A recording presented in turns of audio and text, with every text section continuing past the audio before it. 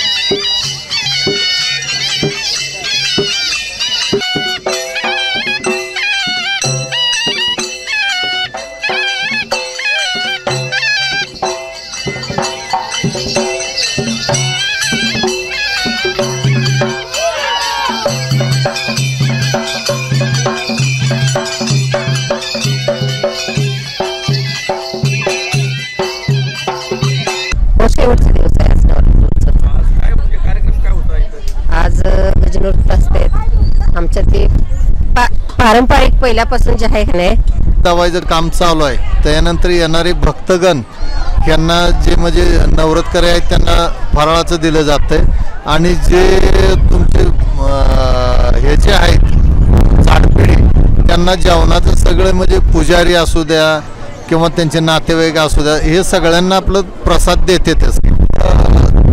जसं काय सूर्याभिषेकानं जी देवाची जी म्हणजे पूजा अर्चा केली किंवा जी सूर्याभिषेकानं जी भाकणूक सांगितली तीच परंपरा ही शीद इथून पुढं म्हणजे कित्येक झालं ही सगळं सांगतात आणि इथून पुढं ही चालू राहील आपल्यातली प्रथा।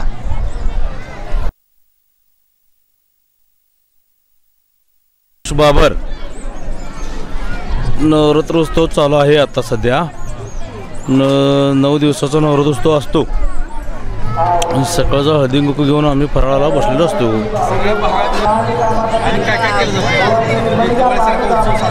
हो, उत्सव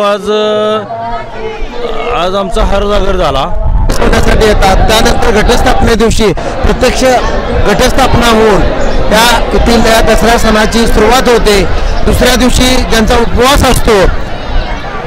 असतो ते नवरात्रकरी त्यांचा निरंकार उपवास राहतो. त्यानंतर रजा दिल्यानंतर त्या नवरात्रकरांना फराळाचा म्हणजे दररोज आमच्या गावातील पुजारी मंडळींची फराळाची पाठी इथं बनातच आली जाते. त्याचबरोबर जेवढी इथं भक्तगण आहेत त्या सर्व भक्तगणांना पुजारी आपापल्या भक्तांना इथं पाठीवरती प्रसाद त्यांना दिला जातो. संध्याकाळच्या वेळेला सर्व जे झाडपिढी लोक आहेत त्यांना एकत्र असा सामूहिक प्रसाद 9 दिवस इथं मोठ्या भक्तिभावाने इथं चालला जातो. 9 दिवस हा सण मोठ्या भक्तिभावानं इथं या बनामध्ये साजरा केला जातो. काल देवाचा कडेडा होता. कडेड्याच्या वेळेला बरेच भक्तगण बिरोबा देवाच्या 350 एकराच्या बनाला कडेडा काढतात आणि मोठ्या भक्तिभावानं आज हार जागर साजरा करतात. हार जागर साजरा केल्यानंतर आज ही जी जनता बसलेली आहे यामध्ये फक्त धनगर समाजच नाही तर संपूर्ण समाजाची लोक त्यात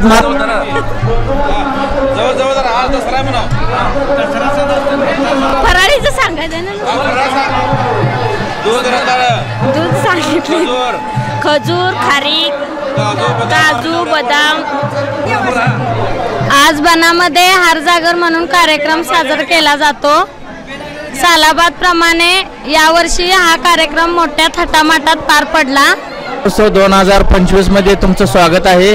हा बिरोबाचं नवरात्र हे पहिले 2 दिवस निरंकारी उपास आणि त्यानंतर 6 फराळ आणि येथे सर्व नवरात्रकरी नवरात्राला उपास असतात आणि सर्व इथं बनात येतात. भक्तजनही येतात आमचे. त्यांचे बी स्वयंपाक सर्व इथंच बनवतो आम्ही आणि सर्व इथंच जेवायला घालतो. नमस्कार, मी समाधान दाजी कोळेकर, श्री क्षेत्र बिरोबा देवस्थान आरेवाडी या भगवंत काशलिंगपूर देवाचा मी एक पुजारी सेवक. तरी नवरात्र उत्सव हा सर्व पुजारी मंडळींसाठी जशी या संपूर्ण जगासाठी दसरा दिवाळी म्हणजे मोठा उत्सव असतो त्याचप्रमाणे आमचा दसरा लोक सांगोला. मी जाडपिळा 9 दिवस आहे. आमचे पुजारी राहुल कोळेकर. जाडपिळा 9 दिवस आमची. हा, 1 मिनिट इकडे बघा. हा, इथं बघा. हा, इथं बघा. आम्ही झाडपिढी येतो देवाच्या सेवेसाठी 9-10 दिवस सेवा करतो, झाडलोट करतो, पुजाऱ्याच्या घरी फराळ करतो आणि निवांत बसतो. आपण आज दसरा निमित्त आज 8वा दिवस दसऱ्याचा आणि वरती जो बिरोबा आहे डोंगरावरती तर बिरोबा देवस्थान मोठं आणि त्याच्यामध्ये आज त्यांचा हार म्हणजे घट उठवायचा आज दिवस. हे जे शिद आहेत जे बिरोबाचे पुजारी म्हणतात आणि बिरोबाचे भक्त जवळचे तर यांना शिद म्हणून ओळखलं जातं. आणि शिद्धांचा नियम काय, शिद्ध कशा पद्धतीने सकाळी आपण जे बघितलं ते शिद्धाचं आपण चित्तथरारक यांची कसरती आहेत ते कोणालाही सांगता येणार नाही असे चित्तथरारक कसरती यांनी करून दाखवल्या आणि त्या पद्धतीनं त्यांच्याकडून माहिती घेऊया. शिद्धाचं नियम काय, शिद्ध कशा पद्धतीने होतोय आणि हे कुठेही बघायला कोणत्याही देवस्थानाला बघायला मिळत नाही. हे पहिल्यांदा आपण आरेवाडी बनातमध्ये बघायला मिळालं. आरेवाडी तालुका कवठेमंकाळ, जिल्हा सांगली. तालुका कवठेमंकाळ येथील भव्य देवस्थान बिरोबा देवस्थान आरेवाडी आहे. यातील शिष्य म्हणून शिराटकी म्हणून ही परंपरा चालत आलेली फार पूर्वीपासून चालत आलेली आहे आणि ह्या शिराटकीचं लय मोठं महत्त्व आहे. आणि गुरु शिष्याची भेट होते त्या जाग्याला. ती हडाम खेळते, ती हडाम असते त्या जाग्याला गुरु शिष्याची भेट होत असते आणि हडाम खेळून ती भाकणूक होत असत्या.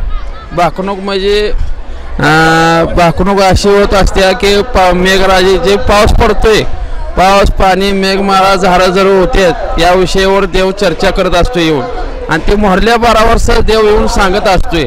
या अशा रीतीने मोहरल्या 12 वर्षाचं मागल्या 12 वर्षाचं काय होणार आहे, काय नाही, पिकणार आहे, काय घडणार आहे, काय घडामोडी होणार आहे त्या ह्या हिशोबानं सांगू शकतो.